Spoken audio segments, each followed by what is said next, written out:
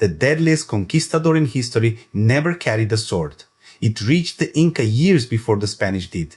It raced up their own mountain roads faster than any army and walked straight into the palace. By the time Pizarro's 168 men showed up, this invisible killer had already murdered the emperor, killed his heir, and set brother against brother. So the Spanish did not conquer the largest empire in the Americas. They looted a body that was already dying. Here's what I actually believe. The Inca were never really conquered.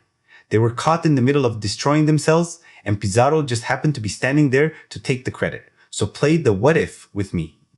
If that self-inflicted wound had never happened, Pizarro walks into a united empire of millions and gets crushed. That is the whole story. Let me show you how an empire this powerful got that fragile.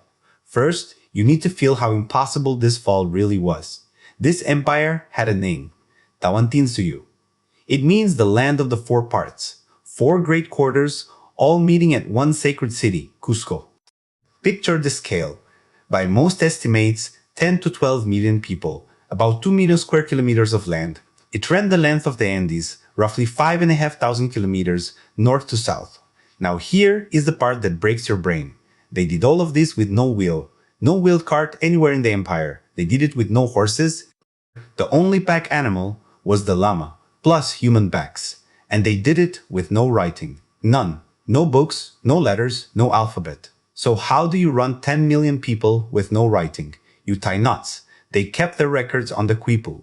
Knotted, colored cords. A hanging string could hold a number, a census, a tax owed. An accountant read the knots with his fingers. And the roads. Oh, the roads. Oh, the roads. Over 40,000 kilometers of stone highway threaded through the mountains. Runners sprinted the route in relays, handing off to a fresh runner every few kilometers, carrying messages and even fresh fish from the coast, up into the peaks. Every subject owed the state labor instead of money. Build this road, farm this terrace, march in this army. And whole villages could be picked up and moved wherever the empire wanted them. Here's the twist that makes the fall so shocking. This giant was young, very young. For most of its life, Cusco was just a small mountain kingdom. Then, starting around 1438, one ruler, Pachacuti, whose name meant shaker of the world, began swallowing his neighbors whole. From little kingdom to continental empire in under 100 years. So this was not some ancient exhausted state. It was fresh, sharp, and expanding, which makes what happened next feel impossible, unless you know the hidden crack running right through the middle of it. Here is the crack, and it is everything. The Inca were not ruled by a king, they were ruled by a god. The Sapa Inca, the sole Inca, was believed to be a living descendant of Inti, the sun itself. Not a man chosen by the sun's blood, walking the earth. Every law, every army, every harvest flowed through his one sacred body. And when a Sapa Inca died, he didn't really leave. His mummy kept his palaces, his servants, his gold. They dressed him, fed him, and paraded him at festivals. The dead emperors still owned their wealth, which meant each new emperor inherited the throne, but not the treasure. So he had to go conquer his own, a built-in engine for endless war. But look closely at that God-King setup, because it hides a fatal flaw. The whole empire ran to one person. One sacred man was the state. So what happens to a machine like that if you seize the one man at the center? Hold that thought.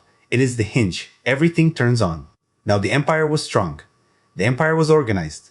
And then something invisible came over the mountains and started killing. Here's the part almost nobody tells you about the Spanish conquest. Remember that swordless killer I opened with? It is time to name it. A disease. Smallpox. An old world killer the Andes had never met. And it did something eerie. It arrived before the Spanish did. It raced ahead of the invaders, jumping village to village through native trade routes, running up the very roads the Inca built. Faster than any army. Around 1527, it reached the heart of the empire, and it walked straight into the palace. The emperor at the time was Huayna Capac, who had pushed the empire to its greatest size. Around 1527, an old world epidemic, most likely smallpox, killed him. That alone would have been a crisis. But the plague wasn't finished. The heir he had named, his chosen successor, caught the same disease and died before he could ever take the throne. 2 deaths. The God King and his heir gone in a season, and a throne with no clear owner. Now remember, this was a god-emperor empire built to obey one sacred person. Take that person away with no successor, and you don't get a smooth handover, you get a war.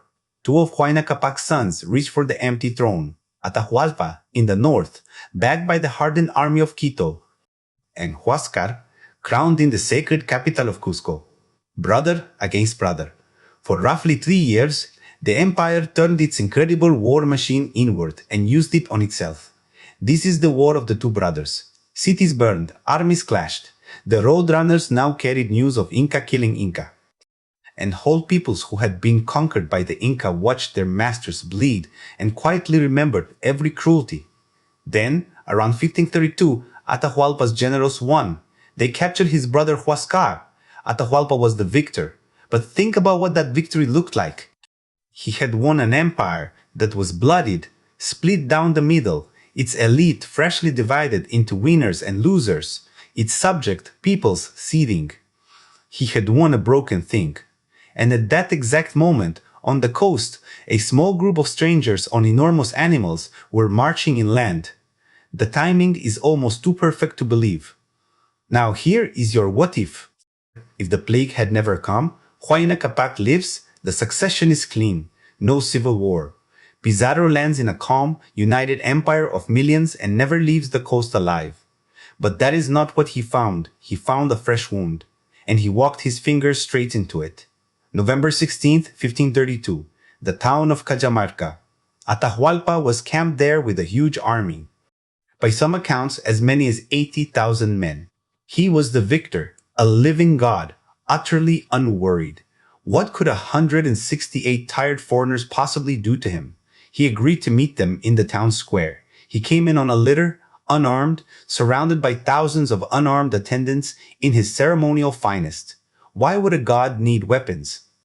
The Spanish were hidden in the buildings around the plaza. Steel swords, armor, guns, and a cannon.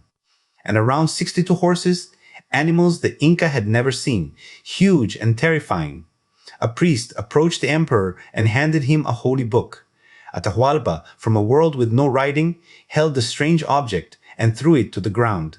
That was the signal. The cannon fired. The horses exploded out of the buildings, and in the packed square, the slaughter began. The Spanish cut through the unarmed crowd around the emperor. The Inca, stunned by the noise, the horses, the steel, were trapped and cut down. Pizarro drove straight for one target, Atahualpa. He seized the emperor alive, off his litter, in the middle of his own army. When it was over, the reports say not a single Spaniard had died. Pizarro's only wound was a cut on the hand, taken while grabbing his prize. And now, remember the crack. The empire that ran to one sacred man had just lost that man to the enemy. The tens of thousands of soldiers nearby, they froze. You do not act against the men holding the living son of the sun. Capturing one person had paralyzed a state of millions. The single point of failure had just failed. Atahualpa, still a captive, was clever. He saw how these strangers looked at gold. So he made the most astonishing offer in history. He pointed at the room he was held in. He promised to fill it once with gold and twice over with silver in exchange for his freedom, and his empire delivered. From every temple and palace, treasure came.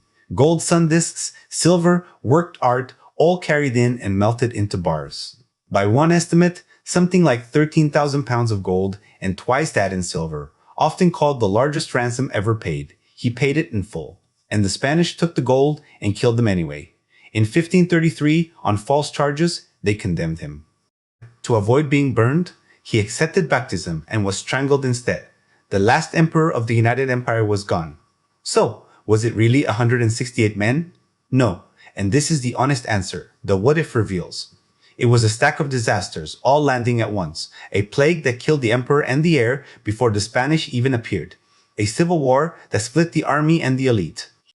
A god-king system with a single point of failure that Pizarro decapitated in one afternoon. Steel, horses, and guns against wood and stone. And this is the part that stings the most. Tens of thousands of the Inca's own subjects joined the invaders. Peoples like the Cañari and the Chachapoya, brutalized under Inca rule, saw the Spanish as the enemy of their enemy. When the Spanish later fought to hold Cusco, they were defended by more than 30,000 native allies. And even then, it wasn't clean.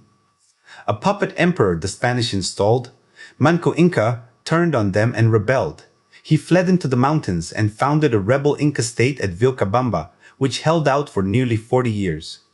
Only in 1572 did the Spanish storm it and behead the very last Sapa Inca, so the Spanish did not topple the Inca. The Inca had already half-toppled themselves.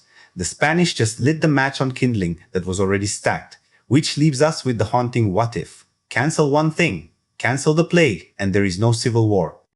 A united Tawantinsuyu, million strong, meets 168 men and swallows them without noticing. The greatest empire in the Americas was not conquered. It was caught at the one moment it had turned its sword on itself. So no, I don't think Pizarro conquered anything. I think he walked in and took the credit for a suicide already in progress. An empire is never really killed from the outside first. It is cracked from the inside, and then the outsider only has to push. If you want to keep walking through the empires that broke this way, subscribe and stay with the series. Because the next story leaves the mountains of the Andes entirely and sails cold northern seas with men who turned raiding into an empire of their own. That one is coming next.